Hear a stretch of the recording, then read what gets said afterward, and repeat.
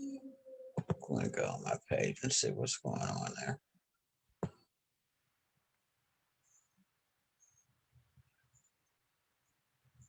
Okay, we're on there. And we are live on Facebook. So I know I got to mute that because the last time we did this.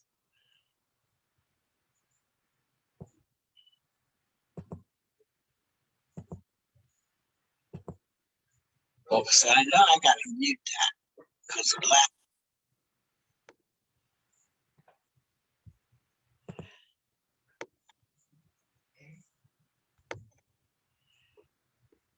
Okay. Hello, everybody. Welcome to Zealous Hope Things to Know. We're here today, and I want everybody to go out and get a pencil and paper because we got a lot of information that we want to share with you guys. So while you're getting that, I want those of you that haven't been with us before, this is the Things to Know show where we'll be coming with you and sharing with you every other Friday to let you know what's going on in the community that can benefit you guys. And we will have special guests on to share what they're doing in the neighborhood that can benefit you. I'll be on here every other week with my co-host, who's going to come on now and introduce himself. Hello, how's everybody doing? My name is Dorian Glenn. I am the Workforce Development Coordinator at Focus on Renewal. My job is to help connect job seekers in the area or around the area with employment to assist employers in the area that are looking to source talent for some of the workforce opportunities they may have. So I'm excited to be a part of this, and thank you for having me on, Denise. Oh, it's a pleasure. Always a pleasure to work with you. Well, our guest today is someone that I work with through our collaborative called Schools Rocks. And her name is Bridget, and she's going to tell you much, much more about herself starting now. Thanks so much, Denise and Dorian. I'm so glad to be here. I am, as Denise said, I'm Bridget Clement. I'm the executive director of an organization called Communities in Schools Pittsburgh. And we have a really nice relationship working with the Schools Rocks School District. And what we do is really work very closely with the school to help them achieve some long-term goals. And largely those have to do with the school climate or helping students get support that they need, helping to coordinate those resources that the school has, and basically trying to build some extra hands and arms to help with all of the things that a school has to do in a day. We also work really, really closely with the students, and we have individual staff members that are across the district. Our staff works really closely to help not only build great relationships with the students and their families, but they work really, really hard to advocate for the students, make sure they have what they need when they need it, make sure families are getting the services that they need. And we spend a lot of time really getting to know people. And we are so thrilled to be working in Schools Rocks. And we've done a lot of different things to help support the goals of this community. I'm here today to talk about two really important things that we have on our sort of on our burner right now. The first of which is a driver's training program that we launched earlier this year. And we're getting ready to do our first cohort through that project. I'm going to explain that to you now, but I want to share my screen just so you can see how to access information about this. I'm going to take us to our website because that's where everything kind of comes together. So as you can see here, this is just our general first page website, and it gives you lots of information. So, you know, if you want to come back and see some of the different things we've done, there's our impact report, and it gives you a lot of really good information. Plus, there is a lot of really interesting information about the work we've done in other districts and the work we're doing in Stowe Rocks. And right here is our SISBAC and Roy A. Hunt Driver's Education Program. And if you click that link, hopefully it will open up. There we go. So just to give you a little bit of an idea, what we have done is we know that one of the biggest challenges that we hear again and again in the Stowe Rocks community is that driver's licenses and that are really hard to acquire, that driver's training piece, in order to get really what you need to move to a new job or a new position. We know that often Stowe Rocks can feel very cut off, even though it's really close to the city. But knowing that our transportation system is not the best, we really want to help students and young adults get the driver's license they need so that they can pursue different careers. And some of those careers, a driver's license is required. So if, for instance, you're looking and have an interest to join a trade like carpentry or sheet metal workers or any of those kinds of trade unions, they do require that you have at least a driver's license. You may not need to have a vehicle, but you need to have the ability to drive, and you have to be licensed. So we have heard again and again that is a big barrier. So we were able to identify a foundation, the Roy A. Hunt Foundation, that has provided us with a pool of money that we can then use to help individuals obtain their driver's license. And we are also partnering to do this with Cindy Cohen Driving School. So what this does is essentially we are looking for, like I said, students, young adults that you have to at least be a high school junior. We want, we're looking for individuals who are enrolled in some kind of a workforce training program or a pre-apprenticeship program, anything like that that's going to lead them to a career or a new job. We certainly are supporting students that are in various programs like Learn and Earn, which I know Dorian's going to talk about. And we are also, you can be in any number of programs. Doesn't have to be FORs, doesn't have to be one that Communities and Schools has to do with. We're there to support anyone who is working towards that end goal of some kind of employment that will require you to have a driver's license, whether that's just getting to and from work or need it for the position. We definitely are asking that you complete an application and that you attend an orientation so that you understand what the whole program is like. The whole reason why we're doing these things too is so that you have all of the pieces that are needed in order to get through the driver's training program. So the other thing too is that we have a wonderful person by the name of Sarah Berg, who is our program director, who runs this program. And she certainly, if you have any questions as to whether you would fit this criteria or whether your specific circumstances apply, you can email me. I know my information is there for you, and I can get you the information that you need. And I can also get you in touch with Sarah, who can help you walk through the process.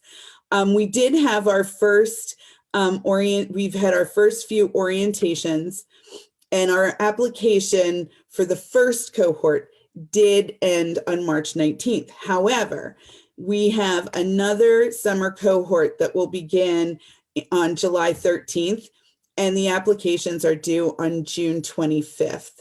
There will also be more orientations available, and those will be advertised on our Facebook page, on the website, and we'll certainly push that out every time we have one coming out. In order to start the application, all you have to do is click the sign up here, and it'll take you to a form that will ask you everything that is needed in order to get into the program. You can also, you can do everything on this form via your computer or even your smartphone. So it's really user friendly. If you have any questions or concerns and need any kind of assistance, we certainly, you can reach out to us and we're glad to help. We're really excited about this program and have had a really good response. We've had we've had 19 people right off the bat just say, please give me more information. And our first cohort has 4 people who've already completed the application. So we're really excited for a first go round. That's really exciting. We were hoping that we'll get throughout the course of the next year, we're hoping that we are able to provide this driver's training program to at least 20 individuals throughout the community. The one thing that we do ask for this is that, we want you to have some good opportunity to practice driving and to do the things that Cindy Cohen's drivers experts are teaching you. So we do ask that you have a sponsor, which is a licensed person who is willing to either offer their car and spend time with you as you drive.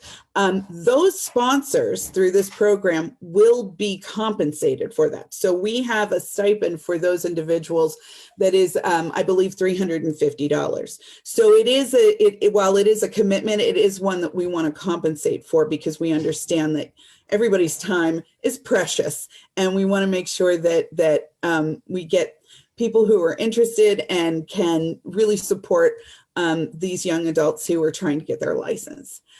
I'm going to just stop right there and ask if there are any questions about the driver's training program.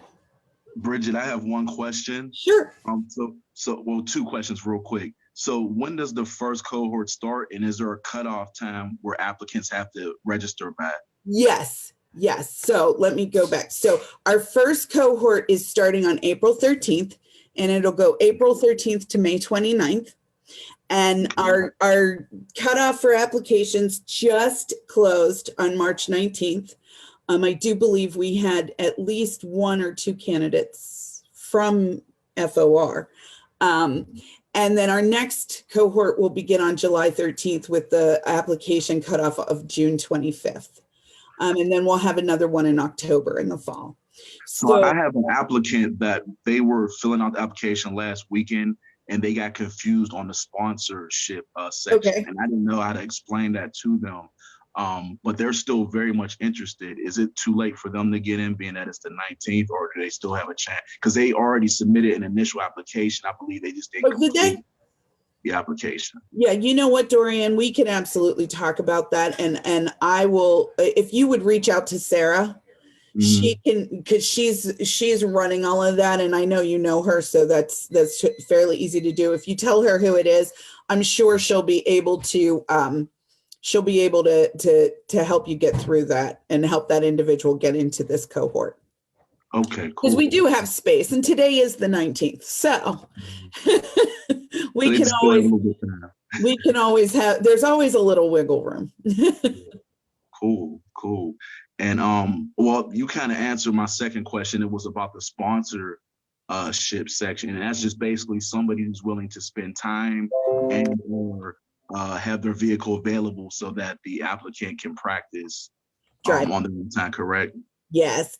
Yeah. Okay. So if you think about it, since we start at age 16, we know that anybody under the age of 18 has to record several, I think it's like 60 some hours of driving, both at night and in inclement weather and that kind of thing. So we wanted to make sure that our students had the ability to do that, because I think that is one of the barriers too. We know is that there's not always somebody in your life who has a driver's license themselves or that has a vehicle. So we want to make sure that the students that we accept into this program can actually get that experience that they need behind the wheel and can successfully pass their test. I mean, that's what this is all for, right? You got to pass that road test.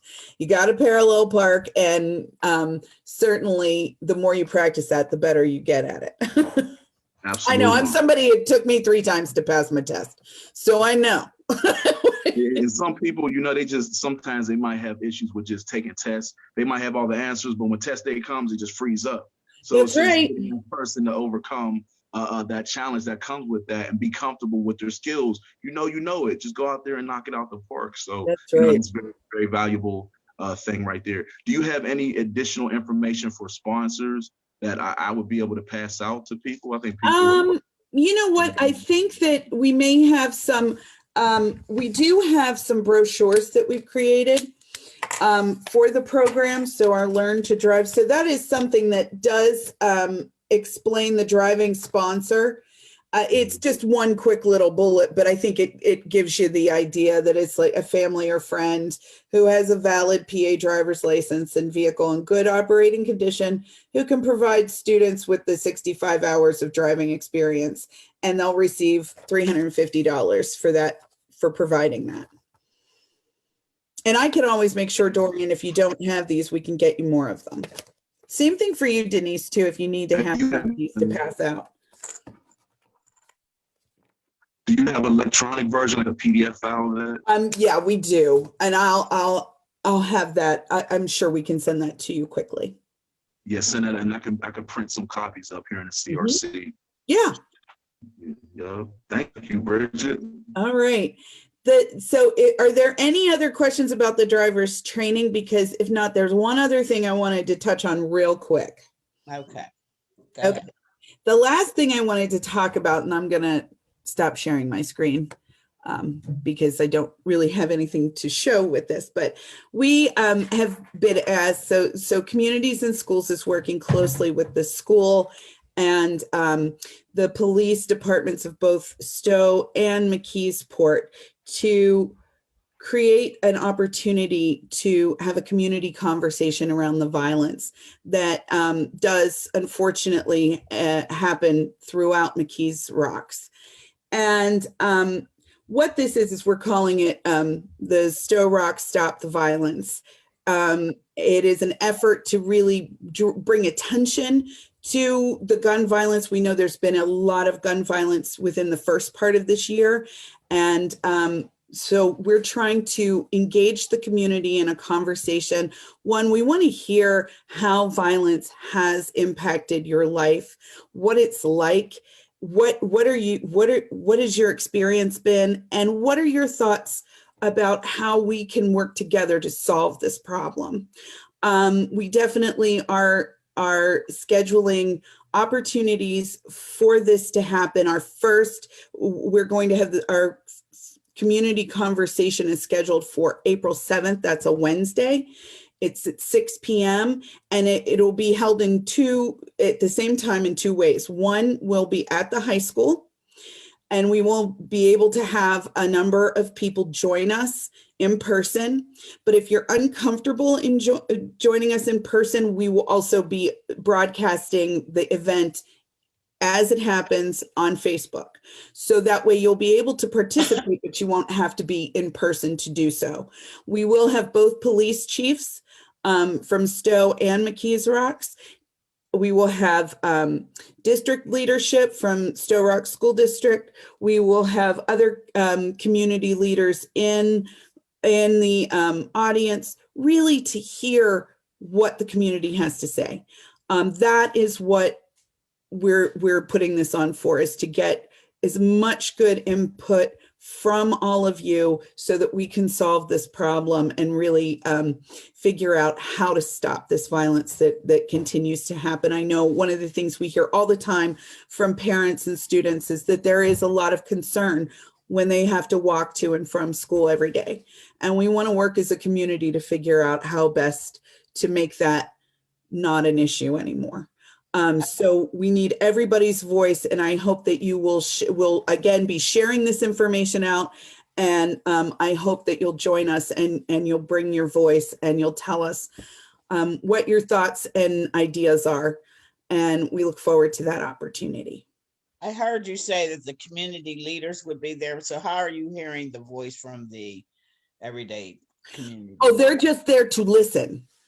So how are you hearing the voices from the community members? So, my hope is that the community will either come to the meeting in person, and we will actually have an opportunity for people to speak, to ask questions, to share their to share their experiences. There'll be a couple of questions that will be asked to sort of start the conversation, but then it's just meant to be a conversation.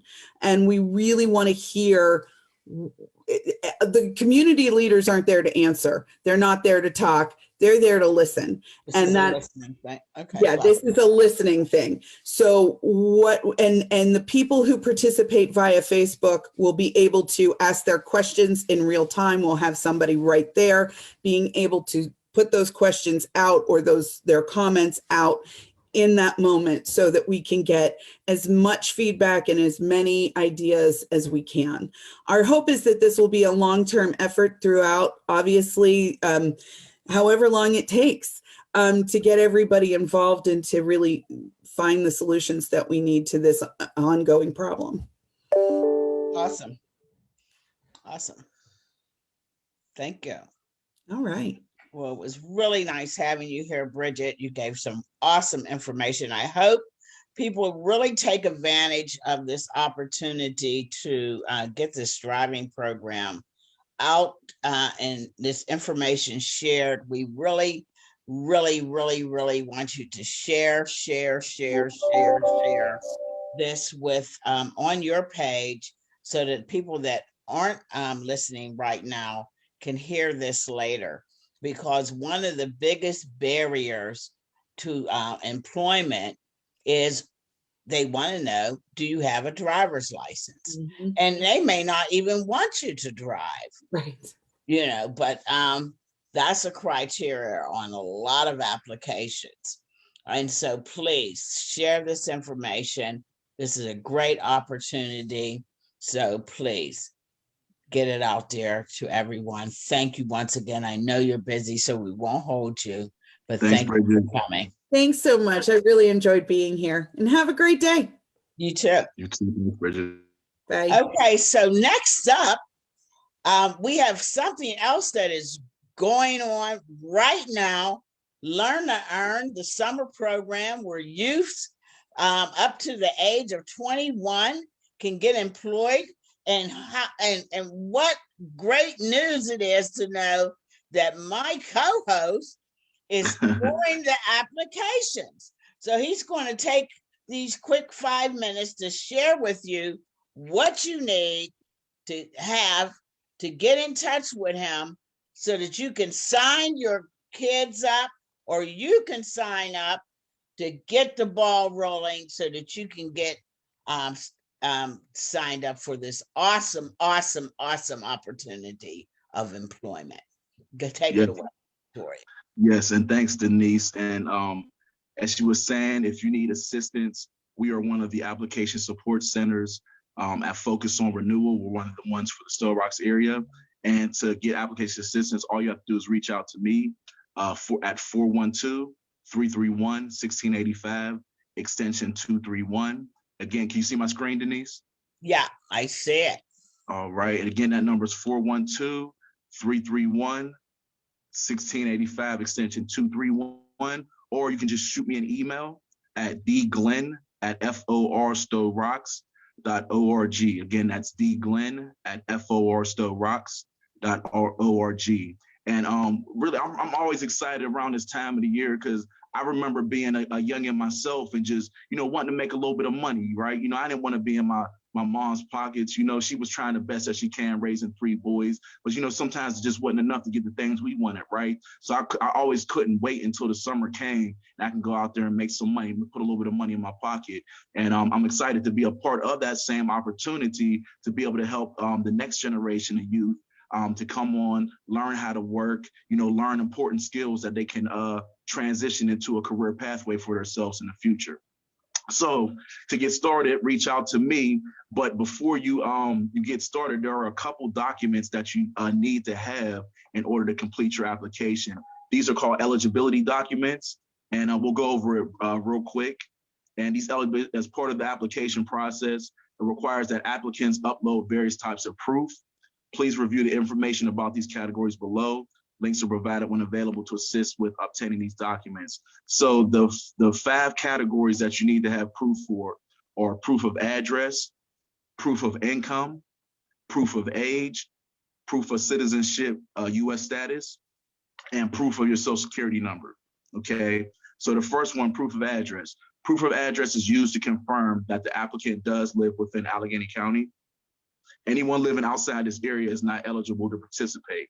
All proof of address must be within the last 6 months, meaning that whatever you use as proof of address, it can't be older or dated more than 6 months ago, all right? If there's no date on the document, they will not accept it. So make sure these documents have dates on them. Some of the documents that they'll accept are a youth report card or a school record with a visible date. Remember, that's important. It has to have a date on it because proof of address has to show that you've been living in this area within the past 6 months.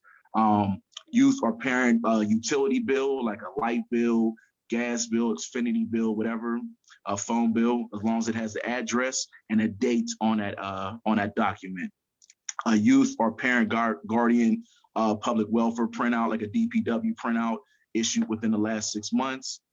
Youth issued driver's license or youth issued state ID in the last 6 months, or also they'll accept a state ID from a parent. If that youth is living in that parent's residence, they'll take that parent state ID. Or they can accept a pay stub or letter from a parent's guardian's employer that is issued within the last 6 months. So that would be all the things they would accept for proof of address. The second one, proof of income. Proof of income is used to confirm that the applicant or their household falls within the income restrictions of the program. All proof of income must be dated within the last 6 months. If there is no date on the document, it is not able to be used as proof. Again, the date is very important. Make sure you're checking to make sure your document has the date on it so that they will accept it. They will not accept certain documents if they don't have the date on them. So that's very, very important to remember. Okay, some of the documents that they will accept for proof of income or most recent pay stub or earning statement. But again, it doesn't have to be a recent. It just can't be more than 6 months old. It could be something from January. As long as it's not 6 months old, they'll accept it. And it also has to show your year-to-date information as well. Your YTD information needs to be present on that pay stub. So again, it has to be within 6 months old, and there has to be a year-to-date information on there, which you find when you're looking at how much you made, how much taxes were taken out. They usually have a YTD listing right there in that section, okay? Do not submit W-2s or previous year's 1040 tax returns. They will not accept this unless you are self-employed. And when you contact me, we can go over that a little bit more if that is your particular situation. They'll accept a letter from employer verifying the last 6 months of employment. If you're in a special work situation and you don't just have typical pay stubs, they will accept a certified letter from an employer verifying that you have been working there the last 6 months. All right, pension or Social Security retirement or a recent statement. Or they'll also, if you're receiving Social Security or if your parent or guardian is receiving Social Security, they'll accept a Social Security award letter, provided that it has the date on it and it's not older than 6 months, and it has the clear award information of the amount that you'll be getting for that award. So that all covers proof of income. If you have any questions, when we link up, I can go over it more at that time. All right, the next section is proof of age. Proof of age is used to confirm that the applicant meets the age requirement of the program. All learn and earn youth must be between the ages of 14 and 21. If you're 13, you're not old enough. If you're 22, you're too old. So make sure you have proof of age to verify that you fall within this age range. This means that your birthday falls on or is between August 6, 1998 and June 22nd, 2006. So some of the documents they'll accept for this are a birth certificate, a driver's license, if the youth has a driver's license that has their date of birth on there, or a state ID that has the same information, a valid passport, also citizenship proof if U.S. passport, a baptismal certificate if youth has a baptized record, they can use that, or a certificate of naturalization. I typically, with working with this the last few years, I've never gotten anyone that uses any of those last two, but if you have it, bring it on board, they'll accept it. But typically for proof of age, just get the birth certificate, get that to me, and we'll use that for that particular section. All right, the last two are proof of citizenship, refugee status. Proof of citizenship status is used to confirm that the applicant is able to legally work in the United States. All learn and earn youth must be able to complete an I-9 form with their employer, which requires proof of legal work status. So again, some of these that they'll accept are birth certificate, a permanent resident card, a youth certificate of citizenship, or a school record work permit if place of birth is shown. So you can use a school record if the place of birth is shown on that record, but typically I just tell all my applicants to just use the birth certificate. The birth certificate knocks out two proof criterias, proof of citizenship, and proof of age. So, you're knocking out two birds with one stone on that one. And finally, the last proof document that you'll need is proof of social security number. Proof of social security number is used to confirm the applicant's identity. The best way to do this is by uploading a copy of your social security card. Other forms of proof, such as a printed receipt from the social security office, can be used as a placeholder. However, once a requested card has been received, it should be uploaded. So what that means is a lot of times, especially last year during this COVID situation, people didn't have their social security cards, but they also didn't have access to the social security office to quickly get a new card. So there was a lot of problems with that last year. So what they did was they allowed people to use a receipt, a printed receipt from the social security office to show that, hey, I went and I applied for my new security card. It's not here yet, but this will at least let you know that it's on the way. They'll accept that. And once your card comes in the mail, you come see me, I can upload it to your file. You'll be good to go and your application will be completed. All right, so just to recap, the 5 proofs are proof of address, proof of income, proof of age, proof of citizenship, proof of social security number. 3 documents will knock all those out. Birth certificate will knock out your proof of age and proof of citizenship. A pay stub with the date and the YTD information on it can be used for your address because it has your address on the pay stub, and your proof of income. So proof of address and proof of income can be verified with just a pay stub with the YTD and your date, the date on that. And finally, your social security card for the proof of social security. So birth certificate, pay stub with the date on it, YTD information, and social security number will be all good to help you log in and complete your application for Learn and Earn. One quick thing before I pass over to Denise, if you applied for Learn and Earn last year and you need to apply this year, you will need the login that you used from the prior year. So the login is typically the email address and the password that you created for your account last year. If you don't know your password, don't worry about it. I know how to reset your password and get you into your file. I just need you to at least try to remember what that email address is. And if you can't remember that, don't worry too. I can look in the system and figure out what your email address that you use for that. So yeah, with that said, you have any questions, like I said, you can contact me at 412-331-1685 extension 231. And my email address is dglenn@forstowrocks.org.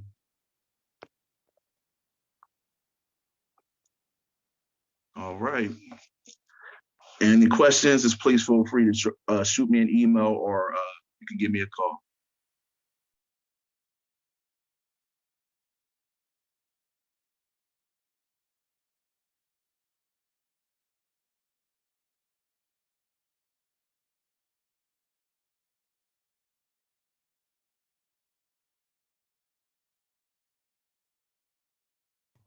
Turning it over to me now. Okay, so now I'm going to share with you some information that I have. Now the screen is going to, did it switch over to me?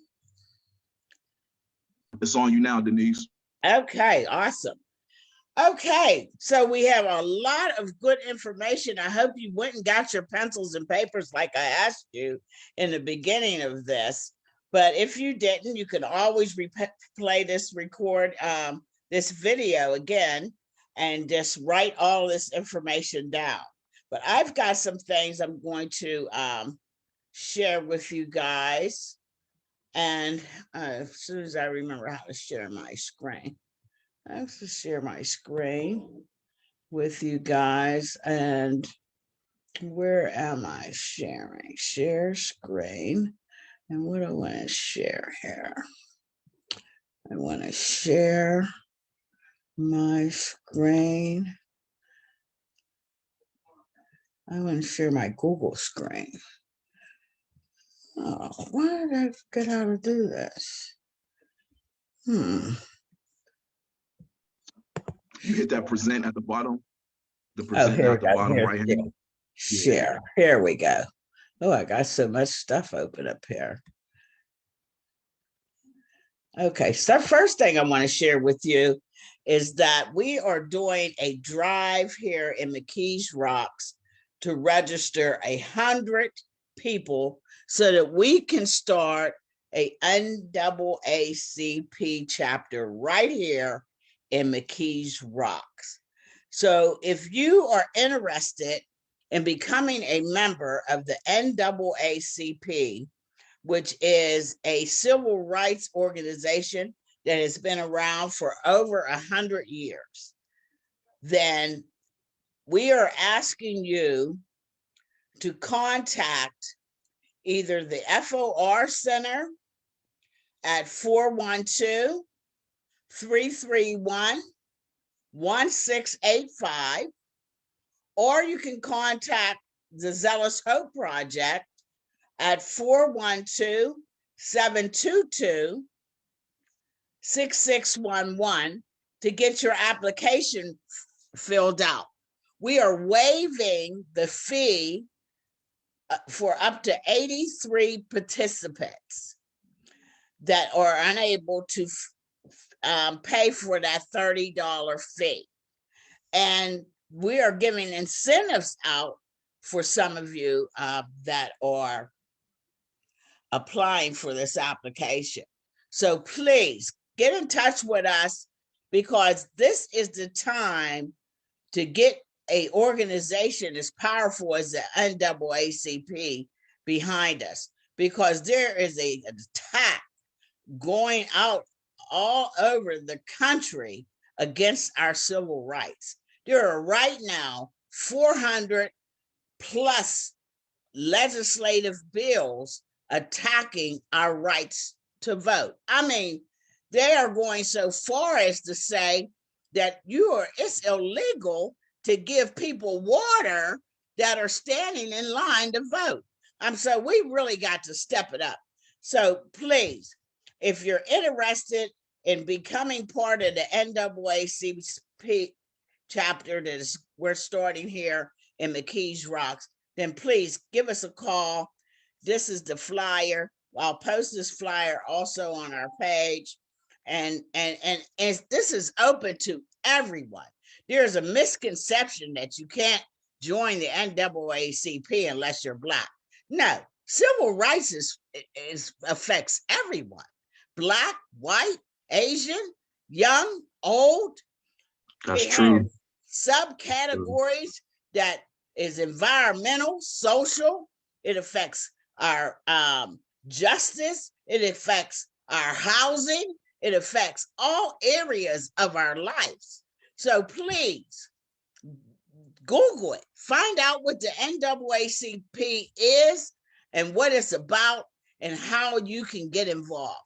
And so please, we have applications on hand.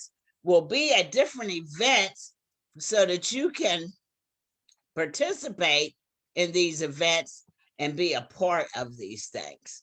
Another thing that is going on is that Bridgeway Capital has a program to help you small businesses that is looking for some help. And they help small businesses to navigate.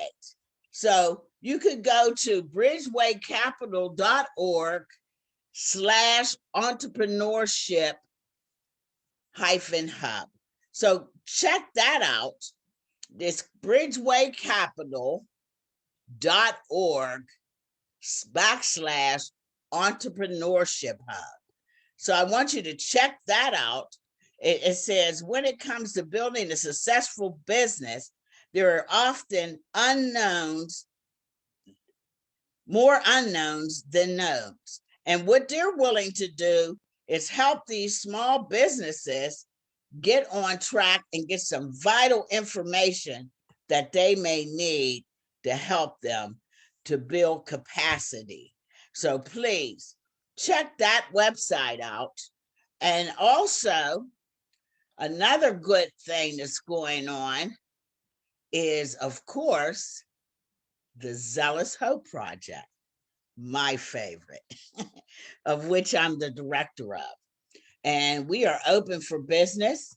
We're open on Tuesdays, Wednesdays, and Thursdays. And if you would like to come in and you're in need of diapers or adult diapers or hygiene products, you can go on my page at zealoushope.com and you can get an appointment that way, or you can call my office at 412-771-1008, or you could send me a text message at 412-722-6611.